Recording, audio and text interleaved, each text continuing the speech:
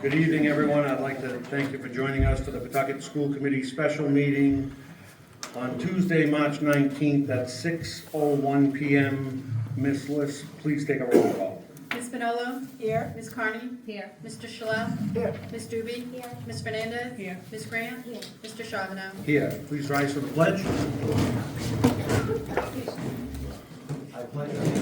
To the flag of the United States of America and to the republic for which it stands, one nation, under God, indivisible, with liberty and justice for all.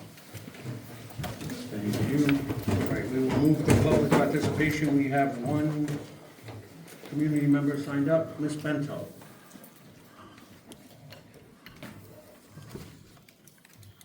Hello.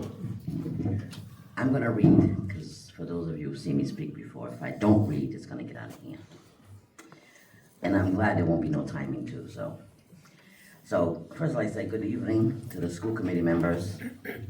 Haven't had to be here in a while. I'd like to start by welcoming our new superintendent, Royale. And thank you for coming to face the challenges that have destroyed our school systems for far too long.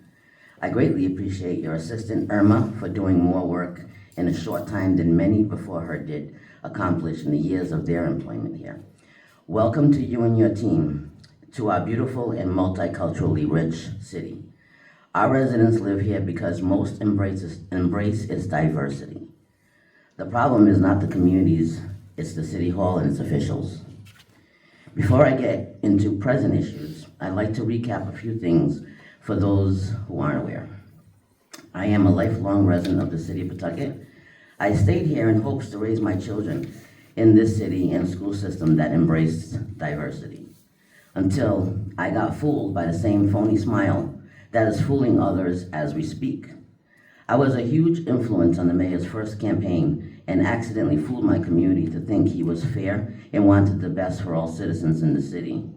It wasn't long before I realized I made a huge mistake. Not only was he not for all, he was for racial division, and that he still thinks he's a pro at it, actually. Shortly after he took the seat, I gave up all of my titles outside of the city to come and try to fix the mess he was creating for our communities of color. A part of me felt guilty for helping to create this monster. He was so very well calculated that he attempted to turn many against me, but as I've stated many times to all involved, I've been around far longer than most have been in their positions, and I'll be here for far longer when they leave. Every minority who works hard to earn a seat gets treated badly by design, and the ones who look like him too often follow his disrespectful lead to shut us down and shut us up. He just had his event in the District 5 to announce his campaign for re-election. Notice who wasn't there: the colored councilman who represents that district. He also forgot to mention while he was there that we were not probably going to get the school completed. How genuine of him. Superintendent Royale, please continue to take our school department in the right direction, and do not let anyone in this room or outside this room try to convince you that the issues in front of us today are brand new. They are older than the superintendent before you. Patty DeCenzo created these problems in cahoots with the mayor's administration. Sadly, most of the people in the school department now are a product of her incompetence. The mayor promotes the corruption and stands against any cleanup because we know and he knows that his fingerprints are all over every financial mess our taxpayers are paying for. The super before you, Miss McWilliams, was awesome, but she was Patty's assistant, and unfortunately, we lost her because the mayor couldn't get her to carry on where DeCenzo left off. Pawtucket is a city where outsiders come to work because we take those ones who can't get hired anywhere else, who don't embrace diversity because they come from mostly white neighborhoods. This exists in the school department, the police department, and the city hall. With that, I say to the teachers who stand against the direction this school department is headed in, first off, they are the ones who come here to take advantage of our diverse school system and students. They've been trained that way by the past administration that hate change. Secondly, I'd ask them to kindly go apply for a job where they pay taxes before they come here trying to dictate what's best for us. Let us all remember that we, the voters, taxpayers, parents, advocates, get to decide and pay the salaries of who and what works best for our children. It is not up to the city's employees coming from outside to make our school administration feel unwelcome here. Thirdly, there are also the ones who claim that parents don't care enough. It's not that parents don't care. It's because when parents do care too much, the teachers now, as a product of the crooked past administration, label the parents as a problem. Unlike those parents who wish they could make these statements, but are afraid of retaliation on their children, I stand here today and make these statements because I've been homeschooling mine for the last 3 years because of the crooked system. So I'm not worried about teachers treating my kid like crap to get back at me. It is too obvious that all that is happening now is in retaliation for McWilliams not giving the millions of dollars the city wanted to balance its budgets last year. Then the school committee went against the city administration and the teachers union in considering to hire a turnaround superintendent. I hear that some members of the teachers union took it as a bad thing and a threat to their style of handling things. Especially the president of the teachers union took this extremely hard because how dare they hire a woman who has extraordinary skills and experience, but the audacity of them to hire a woman of color. In closing, I'd like to say, I used to come to these meetings all the time. In the past, I have not agreed with many issues. I've proudly bumped heads with the chair many times. So I'm also a fair person and take my community leadership very seriously. I call things out when they're bad and I call them out when they're good. I haven't had to come for a while because I believe that in conflict comes resolution. And as I've watched from afar, I could see that the chair has done the school department proud, and I trust him, as well as the new administration, to take things in the right direction. And I would encourage every taxpayer, voter, parent to stand by them, support them, and take our city back from the outsiders. Thank you. That concludes public participation. We will go to new business discussion and action items. There is only one item on the agenda. It is the correspondence from the Chief Financial Officer at the City of Pawtucket titled Critical School and City Finances. You have all been provided that copy. And the reason we're here this evening is because I received the email and noticed at the bottom that the city council was CC'd, but the school committee was not CC'd. I consulted legal counsel because I found it to be information that you should all be in possession of, and that's why the clerk distributed it out. But I also recognize that the committee would have questions based off the somewhat, I'll use the word vagueness of the correspondence and some of the inferences within the correspondence. So the only way we could fully discuss it together as a group was to call a special meeting, being that the letter was distributed on Friday. Today was the first available day to do it. So that's what brings us here tonight. What I can share with the committee, and I will open it up for any questions you all may have, but what I can share with you is information that between receipt of this email and as I sit here tonight, I have come to know, and I'm willing to share with you. I believe you all know this information, but we'll review it. The voters of Pawtucket authorized the funds for the school construction projects. The necessary funds have been approved. All the school construction projects have been approved by RIDE and have proceeded with full transparency in accordance with all regulations. The city is aware of the status of all the school construction projects. They are provided financial projections. They are provided all the data that we submit towards RIDE. We have been able to, and we are currently able to satisfy all the requirements for maximum reimbursements of funds.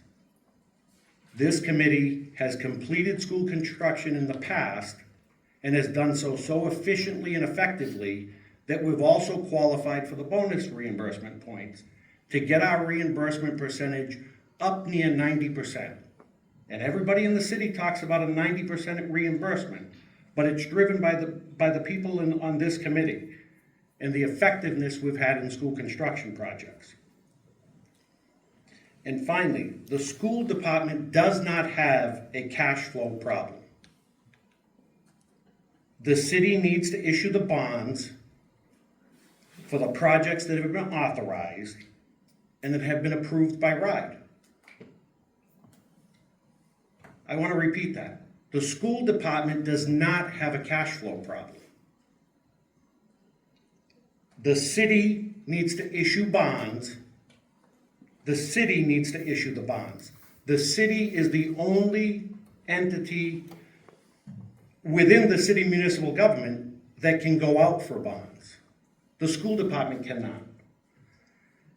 These projects have been outlined, laid out, planned out for years. The bond in question was approved by the voters in 2018.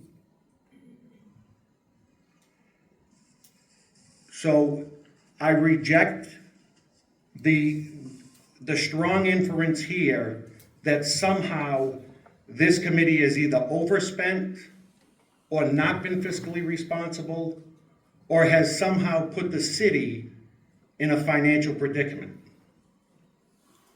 The city needs to issue the bonds that have been fully authorized by the Department of Education for projects that have been approved.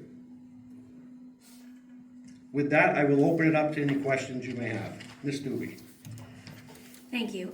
So I do want to highlight that the one line in here that I think you've clarified for me, but possibly legal or Colliers could help clarify, is this line that says, quote, our understanding is approximately, I'm at the end of the paragraph on current cash flow. Our understanding, and this is the understanding of the city, is approximately $40 million in state PAYGO funding was received from Rybeck for the Winters School and Baldwin School. But there are no funds left in that account, and no application for additional funds has been submitted to Rybeck. So when I read that, it makes it sound like they have not gone out to bond. They have not accessed any of that bond money that was approved by the voters, and instead paid for the Winters School entirely with PAYGO, and now that that money is exhausted because it is a limited supply, they're out of money, and they're saying no application for additional funds has been submitted to Rybeck.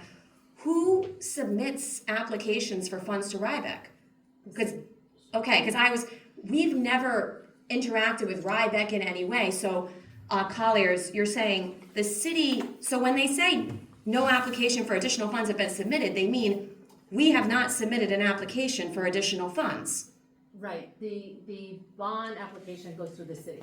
Okay, so this section essentially says we paid for Winters using state PAYGO money instead of a bond, which is, as I thought it was happening. I was under the impression that this was bond money that was being used. You weren't the only one. And at this point, that is exhausted, and we never actually went out to go get those bonds that were approved. So we're now at the stage of Baldwin, and we have no funds. And I mean, the rest of it is, it says the city is closely watching our cash flow, but that's confusing to me because it makes it sound like it should be coming out of some general fund. But these schools, we went to voters. We said, we are going to be fully building 2 schools, just like we built Potter, just like we built Nat Green. And the voters said, we think this is a worthwhile reason to borrow money. This is a worthwhile reason to go out to bond. It shouldn't be coming from the general fund of the school department, which can't handle a $50 million project, and it shouldn't be coming from the city's cash flow, their annual cash flow, or their annual budget. It was agreed that it should be coming from a loan, which is what a bond is, like a long-term loan. And so it's very frustrating to me for us to find out right now that they're not doing that, and that our school construction project right now is being financed from some other source that now has exhausted, and they're saying that, right now, if they go out to bond, so if they say, if they send that application, which is what I hope they do, that money, we wouldn't receive those funds until July 2024, so this July. And so, which makes it so that we might have some pause in construction because they didn't bond in time. So, unless I'm getting something wrong, this is how I read this letter, and I know that's very frustrating to me, because we've been doing all of our due diligence with stage 1, stage 2, stage 3. We have a school being built right now, and they're saying we didn't do our end and actually go out to bond. Right, I think that is a fair characterization. I will add that I believe the city's ability to go out to bond prior to closing their fiscal audit from last year would be challenged to do that. I've also asked of legal counsel and our OPM services the bonding timeframe, which is 3 months. So if they were to go out to bond tomorrow, it's 3 months before receipt of the fund. Now, in the letter, it indicates the fiscal audit that we have submitted, the school department has submitted all the necessary documentation for the city-school combined audit. And they're confident they'll make the March 31st second extension deadline.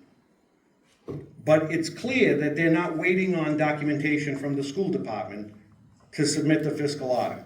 They're waiting on documentation on the city side. So again, to Ms. Doobie's point, the projects have all been approved by the voters to expend the money. The Department of Education has signed off on these plans, approved them, and we have been rebuilding the school district. The city is the only entity able to issue a bond. Ms. Grant. Chair Charbonneau, Superintendent, I'm not sure who can answer the question, but I noticed in the letter, it states that. Ms. Grant, if you could cite the paragraph. Oh, I'm please. sorry, it's the first paragraph. It states that as of April 15th, 2024, we will no longer be able to make substantial contractor payments in order to reserve sufficient funds for normal operating expenses, including payroll. My question is, as of now, has our contractors and our vendors who are working on Baldwin been paid up to date? I can take that, Sue. Ms. Grant, I inquired of the same thing from our OPMs, and I believe there are contractors who are not current. Okay. So will we be able, as a district, be able to continue with our school? The city needs to issue the bonds for the projects that have been approved and for the cash flow and financial documentation that we have submitted for all of those projects. Mr. Shaw. Mr. Chairman, I had several questions beforehand, but now you just opened up another question I might have. You just answered a question that I'm about to ask you. Is anyone from the financial department here? Is anyone here to answer? For the last 3 meetings, I've asked for the CFO or a CFO to answer, because you put on the agenda that we're $2.2 million short in a capital gains or capital budget, and we weren't able to get an answer where it was. We assume, and I agree, I believe you, and I believe the answers that came. It's here, but we just have to move it over here. On top of that, though, we are now given a letter by the finance director of the city. And Deputy Chair, the sentence above, the sentence that you stated. What paragraph you The want? first paragraph. Oh, I'm sorry, yeah, it says, please be advised that absent any substantial reimbursement for the approved school department projects or anticipated reimbursements from the states and federal. Can someone answer, are we in this predicament because we have not submitted properly to the state and feds to get reimbursed the 90%? Superintendent? No, that is not the case. Not the case, That okay. is not the case. So we have issued it, Yes. so then, And now then we do that's, have more reimbursements that are scheduled very soon, in the next 2 weeks. So we'll be submitting again, and then we'll have another submission date by the end of June. well, terrific. So, when the city says they're not gonna, they must receive the budget no later than April 17th, is this date possible? Are we on our side of the house going to meet that deadline? Are we on a different topic now? No, I just wanna know that we have to submit, because they're saying that they haven't had any anticipated reimbursements from the state or federal grants, so that's why they're watching our cash flow problem. If But I, it was- if I may answer that for you. So the reimbursements occur, Mr. Shalal, when the money is bonded and the project is completed and the reimbursements flow in. So had the city properly bonded Winters, those reimbursements would be flowing in now. But rather, they used all the pay-go money, which, as you know, is we start laying a foundation. As soon as we get the invoice, we submit it to RIDE, they immediately send the reimbursements. Please forgive my ignorance on that. I did not, so once a project is completed, is the only time that money comes into the, comes into the city? So once a project is completed using bond funds, those reimbursements are then delivered to the school department in September and March.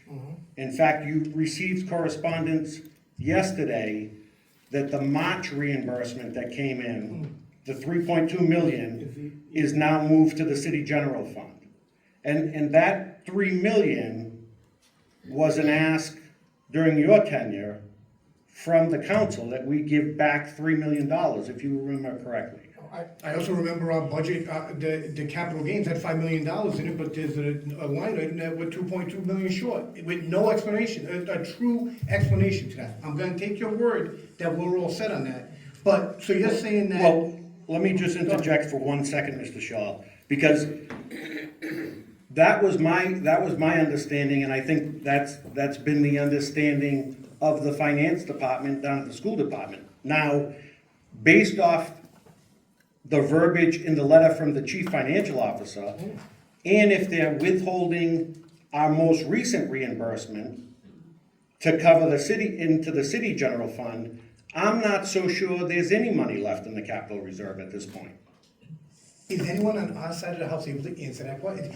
We have to have an account.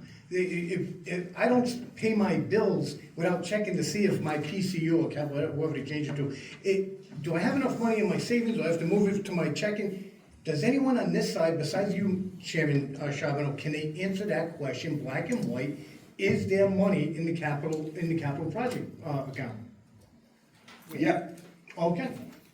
All right, so you're saying that you don't think there is erroneous, so you know there is. No, I'm saying I haven't been able to verify it myself that there is. And based off the tone of this email and the subsequent withholding of the most recent housing reimbursement. Now remember, housing reimbursement is for projects we paid for out of the capital reserve. Okay. And now the reimbursement's hitting, so that was money that this committee held in surplus from years past that we expended to do other jobs in the other repairs around the district. And now we submitted to RIDE, and RIDE said, you know what? You followed the regs, you were fully transparent, here's your reimbursement, 3.2 million, and it's now in the city general fund. All right. I don't know the finance director, I don't know this gentleman, but what I'm trying, I thought this meeting was gonna help us. How can there be such a disconnect across Roosevelt Avenue? How is? The city needs to issue the bonds for the projects that have been approved. But in the cash flow paragraph, it even says, our record indicates in May, the city issued a $30 million bond as part of the $220 million voter authorized bond. Where did that $30 million, what bond is that? The $30 million bond that the city issued. Yeah.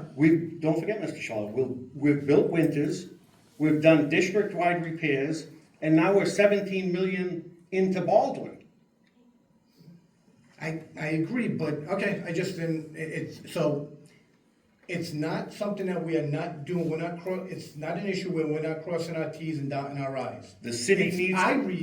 I know you read that it's the city needs to issue bonds. I truly read this. We submitted to the state, to RIDE, and to the federal government, all these jobs that we are doing across the city. Holly, if you could go to the microphone so you can be heard loudly.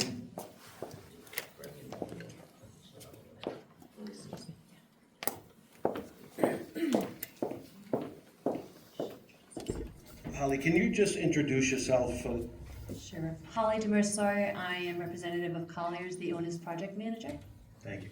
To Mr. Shell's point, have we fully submitted all our allowable reimbursements? Yes.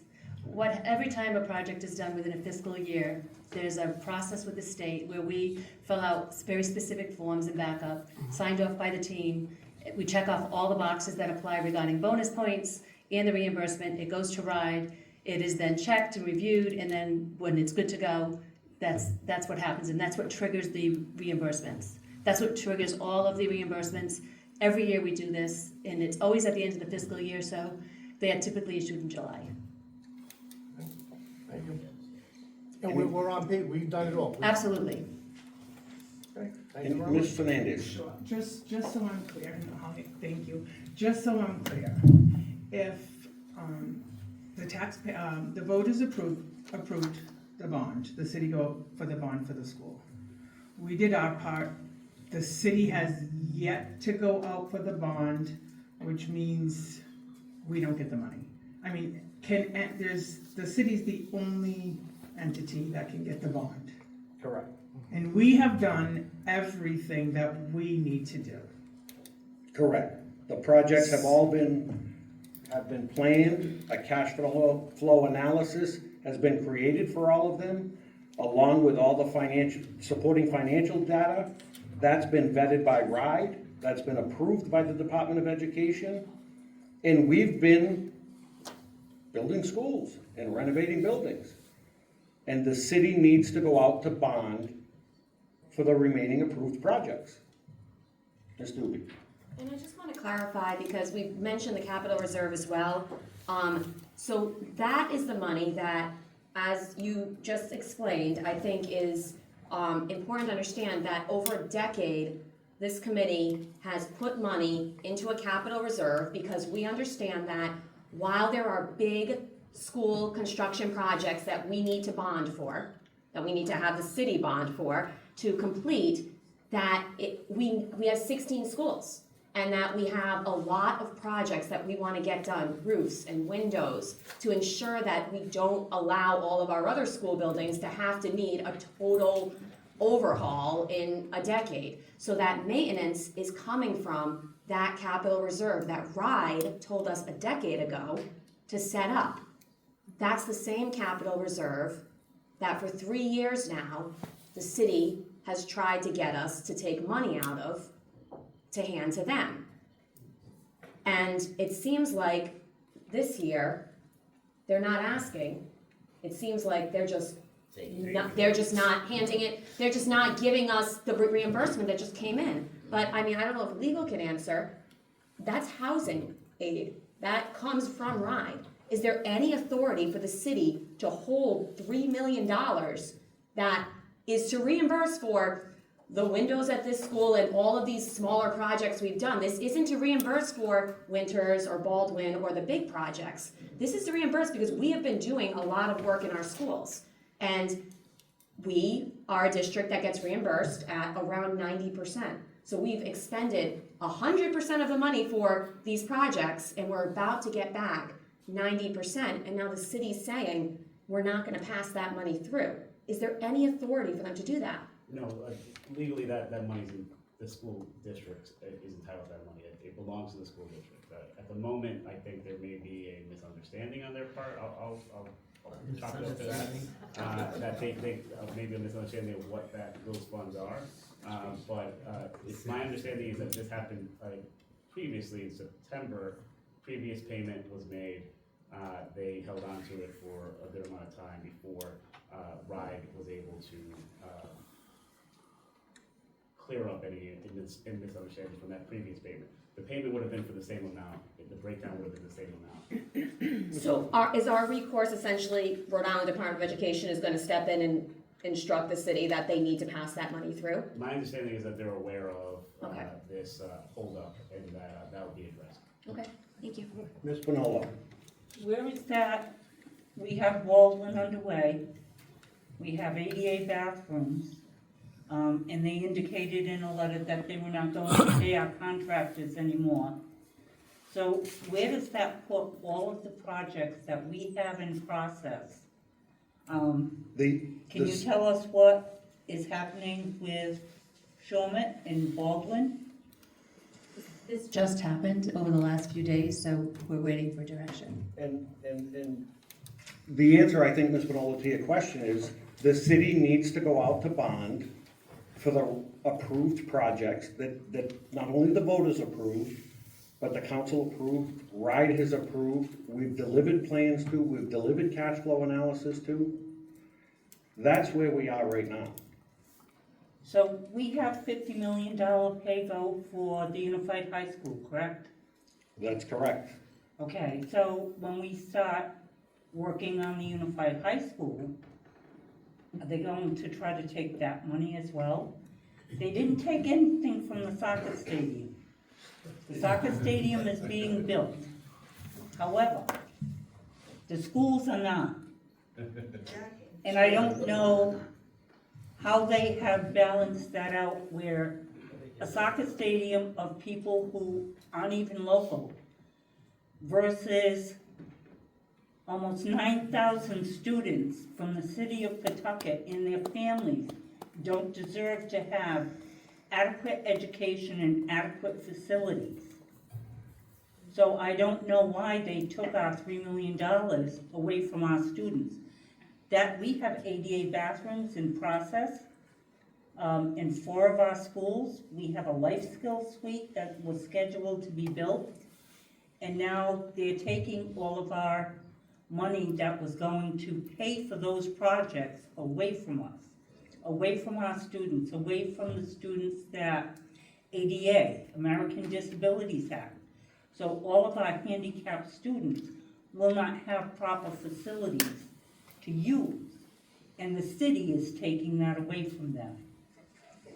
I remain hopeful that in this instance, Ms. Manolo, the Department of Education will step in and clear up, as Attorney Garcia said, any perceived misunderstanding about where that money belongs. That is our only agenda item. If there's any other questions, or if the committee feels directional one way or the other, Ms. Connie. We haven't received any correspondence back since this letter was submitted to them 2 days ago. Is this? Since the letter was. This was March 17th.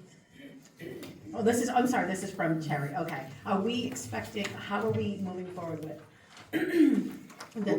Are we having a specific response back? Are we coming back to the committee? Is there a written response?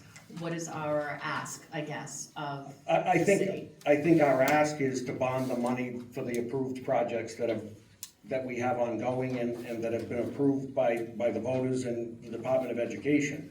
Are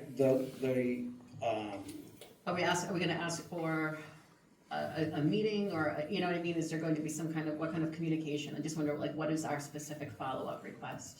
I believe at this point, my understanding is that, and of course, I have not been invited, but my understanding is that the council president has reached out to the superintendent and the mayor and requested their presence at a special meeting of the city council next week. I do plan on attending, it's a public meeting. And then I think we need to hear where the council's at. And, you know, what their plan to get the bonds executed are and what that timeline looks like. Very mindful of the fact that we have contractors on site throughout the district, not only at Baldwin, but throughout the district, who are hearing this news for the first time tonight and are rightfully concerned about the ability to make make good on the contracts we've entered into. So I think I'm willing to call another special, we have a work session scheduled, and perhaps I'll put this on as a placeholder, and we can view the city council meeting or attend and go from there. Ms. Bonello? What is the date of the meeting with RIDE that you have scheduled with RIDE? RIDE is coming to the district to meet with the administration, both on the school side and the city side on Friday. This Friday? This Friday. Okay. Chairman, to talk about this? To talk about? Yes. Okay. Can I ask a question to maybe the superintendent? Has anyone sat down with the city's finance director? Because from what I'm gathering this meeting, maybe I'm the only one, there's a major disconnect between what's going on across Roosevelt Avenue. What the chairman has indicated, has said, is the only the cash flow problem is that the city hasn't issued bonds. This letter is telling us that we haven't submitted, or the way I read it, we haven't asked for reimbursement. Has anyone talked to the finance director on our side? Like, why is there such a disconnect? I know in the past, while I had the past CFO, they talked a lot. Yeah. He was over there quite often. Along with myself, we've been in several meetings together. So I can't answer on, his perspective, but we have had several conversations. Definitely. Anything else on this? I'll entertain a motion to adjourn. Motion to adjourn by Ms. Bonello, seconded by Ms. Grant and Ms. Doobie. Any discussion? All those in favor? Aye. Opposed? Good night, everybody.